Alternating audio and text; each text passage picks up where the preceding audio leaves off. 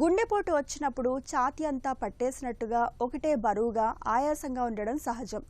అలాగే భుజం లాగేయడం, నొప్పి వీపులోకి విస్తరించడం, దవడ బిగుసుకుపోవడం వంటి లక్షణాలు కూడా కనిపిస్తుంటాయి. అయితే గుండెపోటు సమయంలో అన్నిసార్లు ఇలాంటి లక్షణాలు కనిపించాలనేమీ లేదు. ఎలాంటి లక్షణాలు నొప్పి లేకుండానే గుండెపోటు వచ్చే అవకాశాలు కూడా ఉంటాయి. ఈ తరహా గుండెపోటును సైలెంట్ హార్ట్ అటాక్ అని పిలుస్తారు. నిశ్శబ్ద హంతకి సైలెంట్ హార్ట్ అటాక్ గురించిన పూర్తి వివరాల్ని డాక్టర్ని అడిగి ఇప్పుడు తెలుసుకుందాం.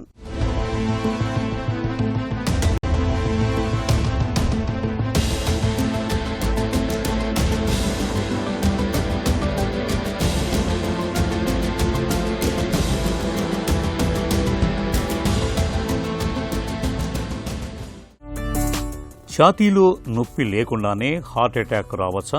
సైలెంట్ హార్ట్ అటాక్ అనేది చాలా కామన్గానే అవ్వబడుతుంది. అంటే మెజారిటీ ఆఫ్ ద పేషెంట్స్లో చెస్ట్ పెయిన్ అనేది రావచ్చు. కానీ కొద్దిమందికి చెస్ట్ పెయిన్ రాకుండా తల తింపి పడిపోవడము, లేకుంటే బాగా ఆయాసంలాగా రావడము, లేదు అంటే పేషెంట్స్కి ఏమైందంటే అప్పుడప్పుడు సింకోపల్ సడన్గా కొలాప్స్ అవుతారు. సింకోపల్ అటాక్ వచ్చేసి అన్కాన్షియస్ అయిపోవడం.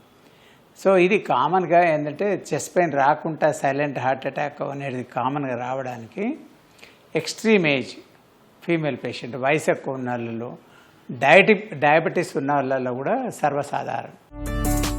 సైలెంట్ హార్ట్ అటాక్ అంటే ఏంటి? దాన్ని గుర్తించటం ఎందుకు కష్టం? హార్ట్ అటాక్ అంటే కంపల్సరీ ఛాతీ నొప్పి రావాలి. కానీ హార్ట్ అటాక్ అనేది రకరకాలుగా మేనిఫెస్ట్ కావచ్చు. ఒకటేమో చెస్ట్ పెయిన్, ఇంకోటేమో బాగా ఆయాసపడడం, అంటే శ్వాస తీసుకోవడంలో ఇబ్బంది కావడం. ఇంకోసారి ఏంటంటే బాగా విపరీతంగా చక్కెర వచ్చేసి పేషెంట్ గిడ్నీస్ వచ్చి పడిపోవడము.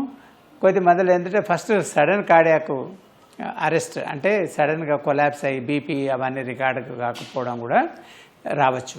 బట్ సైలెంట్ హార్ట్ అటాక్లో ఏంటంటే అంతకుముందు పాజిటివ్గా ఎప్పుడో ఒకసారి హార్ట్ అటాక్ వచ్చి పేషెంట్ నోటీసులు లేకుండా ఎప్పుడైనా డాక్టర్ దగ్గరకు వచ్చినప్పుడు వాళ్ళు ఈసీజీ కానీ హార్ట్ స్కానింగ్ చేసుకున్నప్పుడు అందులో మన గుండె కండరంలో ఎక్కడైతే బ్లడ్ ఫ్లో తగ్గుద్దో దాని మూమెంట్ తగ్గుతుంది.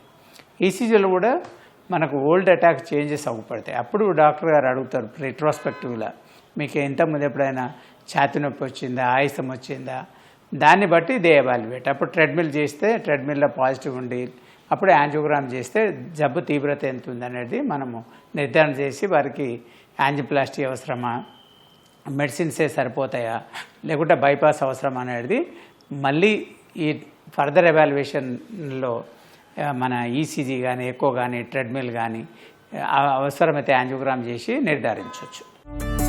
సైలెంట్ హార్ట్ అటాక్ ముప్పు ఎవరికి ఎక్కువ? మధుమేహులకు, మహిళలకు ముప్పు ఎందుకు ఎక్కువ? మామూలుగా లేడీస్లో ఏంటంటే సిమ్టమ్స్ మిస్లీడ్ చేస్తాయి.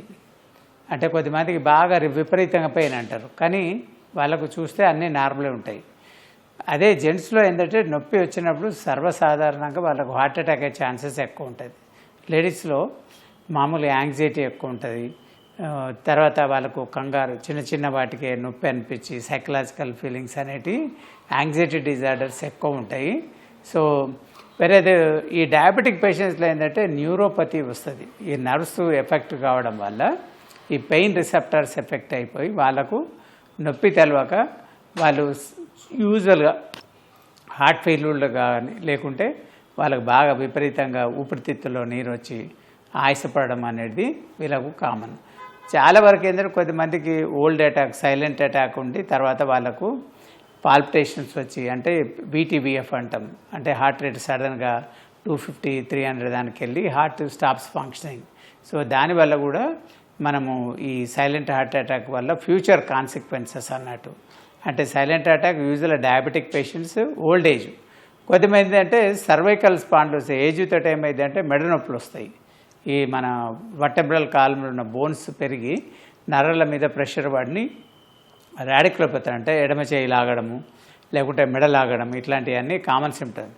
సో వీళ్ళు ఏం చేస్తారు, అప్పుడప్పుడు దీన్ని పెయిన్ వచ్చినప్పుడు హార్ట్ అటాక్ పెయిన్ కాకుండా ఇది మెడకు సంబంధించిన నొప్పి కదా అని చెప్పేసి వాళ్ళు ఇగ్నోర్ చేయొచ్చు. అందువల్ల వాళ్ళు మిస్లీడ్ అయిపోయి దాన్ని సక్రమంగా డయాగ్నోజ్ చేసుకోకుండా ఫ్యూచర్లో మనకు లైఫ్ థ్రెటనింగ్ ఇల్నెస్గా మారే అవకాశం ఉంటుంది. ఛాతీలో నొప్పి లేనప్పుడు హార్ట్ అటాక్ను గుర్తించటం ఎలా? యూజువల్ సైలెంట్ అటాక్ అనేది ఏంటంటే పేషెంట్కి నోటీస్ లేకుండా వాళ్ళను డాక్టర్ అడిగినప్పుడు సార్ నాకు అట్లాంటిది ఎప్పుడు రాలేదు, హార్ట్ అటాక్ అనేది రాలేదని అంటారు. రిట్రాస్పెక్టివ్ డాక్టర్ అడిగినప్పుడు ఇంతకుముందు ఎప్పుడన్నా కడుపులో మంట బాగుందా అని అంటే వాళ్ళు చెప్తారు. అదే మెడ నొప్పులు కానీ ఎడమ చేయి కానీ ఎప్పుడన్నా బాగా లాగిందా అని అడిగినా కానీ వాళ్ళప్పుడు దాన్ని ఈసీజీ తీయడం వల్ల హోల్డ్ అటాక్ అనేది మనం నిర్ధారించవచ్చు. అదేవిధంగా హార్ట్ స్కాన్ చేసినప్పుడు పంపింగ్ డిఫెక్ట్ కానీ ఒక పోర్షన్ ఆఫ్ ది హార్ట్ మధ్యలో ఏదైతే అటాక్ వచ్చిందో అది సరిగా మూవ్ కాకపోవడం వల్ల మనము సైలెంట్ హార్ట్ అటాక్ అని మనం నిర్ధారించవచ్చు.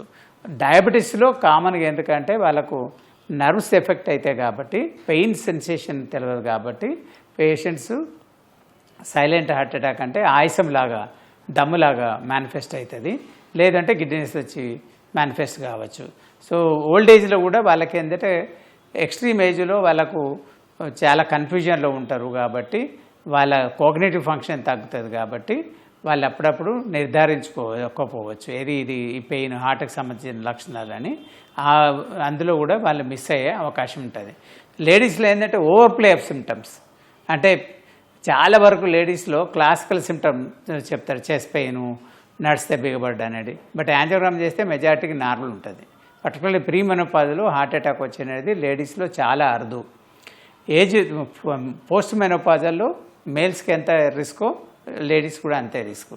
45 బిలోలో నార్మల్గా లేడీస్ లోపల డయాబెటీస్ కానీ ఫ్యామిలీ హిస్టరీ ఉంటే తప్ప హార్ట్ అటాక్ వచ్చే ఛాన్సెస్ తక్కువ.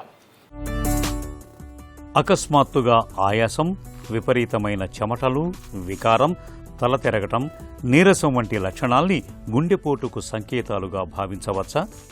హార్ట్ అటాక్ అంటే ఏంటి? మనకు గుండెకు ఉన్న 3 ప్రధాన రక్తనాళాల్లో ఏదైనా ఒక రక్తనాళము టోటల్గా బంద్ అయిపోతుంది. ఎప్పుడైతే బంద్ అయిపోతుందో కండరానికి ఎక్కడ రక్తం సరఫరా ఉండదో ఆ కండరము మనము ఇమ్మీడియట్గా రక్త ప్రసరణ ఏర్పాటు చేయకుంటే ఆ కండరం అనేది దెబ్బతిని నశించిపోయే అవకాశం ఉంటుంది. ఒక పెద్ద కండరము ఇప్పుడు సపోజ్ మనకు ఒక 100% అనుకోండి, ఒక 40% ఏరియా కంటే కండరానికి బ్లడ్ సప్లై తక్కువ ఉందని అది మేజర్ అటాక్ అంటాం. సో ఆ మేజర్ అటాక్ వచ్చినప్పుడు వాళ్ళకి ఏమవుతుంది, హార్ట్ పంపింగ్ డిఫెక్ట్ వస్తుంది కాబట్టి హార్ట్ సరైన బ్లడ్ను శరీరానికి సప్లై చేయదు కాబట్టి, ఎందుకంటే అది వీక్గా కాంట్రాక్ట్ అవుతుంది. వీక్గా పంప్ చేయడం వల్ల అందులో బ్లడ్ పూల్ అయిపోయి హార్ట్ లోపల ప్రెషర్ పెరిగి తర్వాత దాని ప్రెషర్ అనేది ఊపిరితిత్తులకు రిఫ్లెక్ట్ అవుతుంది. ఊపిరితిత్తుల్లో వాటర్ అనేది లీక్ అవుతుంది, దాన్నే పల్మనరీ ఎడిమా అంటాం. అప్పుడు ఏంటంటే మనకు ఆల్వియోల ఏదైతే మనకు వెంటిలేషన్ అవుతుందో ఆ బెడ్ లోపల మనకు వాటర్ అనేది ఫిల్ అయిపోయి పేషెంట్కు ఆయాసం అనేది వస్తుంది. సో హార్ట్ అటాక్ ఒక లక్షణం ఏంటంటే ఊపిరితిత్తుల నీరు వచ్చి బాగా దమ్ము వచ్చే అవకాశం ఉంటాయి. యూజువల్గా కామన్గా వాళ్ళకు మేజర్ అటాక్స్లోనే ఎక్కువ దమ్ము వస్తుంది. అదేవిధంగా ఇప్పుడు హార్ట్ పంప్ చేయనప్పుడు ఏమైందంటే మన మెదడు కూడా బ్లడ్ సప్లై తగ్గిపోతుంది.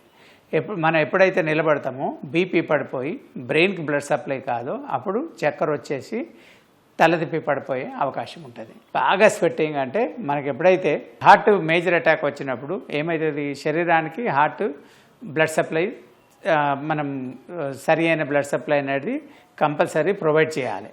ఎప్పుడైతే మేజర్ హార్ట్ అటాక్ వచ్చేటతో హార్ట్ కండరం వీక్ అవుతుంది కాబట్టి హార్ట్ కావలసినంత బ్లడ్ని మన శరీరానికి సప్లై చేయదు కాబట్టి ఏమవుతుంది, మన స్కిన్లో ఉన్న రక్తనాళాలన్నీ కంట్రాక్షన్కి వెళ్తాయి అన్నట్టు, వాసోస్పాదం అంటాం. ఎప్పుడైతే వాసోస్పాదంలోకి వెళ్తుందో దాన్ని అంటే బ్లడ్ ప్రెషర్ పెంచుకోవడానికి స్కిన్లో ఉన్న కండరాలు అదేవిధంగా వివిధ ఆర్గాన్లో ఉన్న కండరాలు ఈ అడ్రలిన్ నార్డ్రిన్ అనేది వాటి వల్ల బాగా సంకోచించి బ్లడ్ ప్రెషర్ను బాడీలో పెంచడానికి ప్రయత్నం చేస్తాయి. అప్పుడు ఏమైంది, స్కిన్లో బ్లడ్ తక్కువది కాబట్టి మనకు బాగా విపరీతంగా చెమట రావడము లేకుంటే శరీరం చల్లబడిపోవడం అనేది లక్షణాలు వస్తాయి. సైలెంట్ హార్ట్ అటాక్ రిస్క్ అనేది మధుమేహులకు మహిళలకు ఎక్కువగా ఉంటుంది. నొప్పి లేకుండా విరుచుకుపడుతూ ప్రాణాంతకంగా పరిణమించే ఈ విపత్తు విషయంలో అవగాహనే కీలకం. గుండె పంపే చిన్న చిన్న సంకేతాలను అస్సలు నిర్లక్ష్యం చేయకూడదు. ఛాతీలో చిన్నపాటి అసౌకర్యంగా అనిపించినా అశ్రద్ధ చేయకుండా వెంటనే డాక్టర్ని సంప్రదించాలి.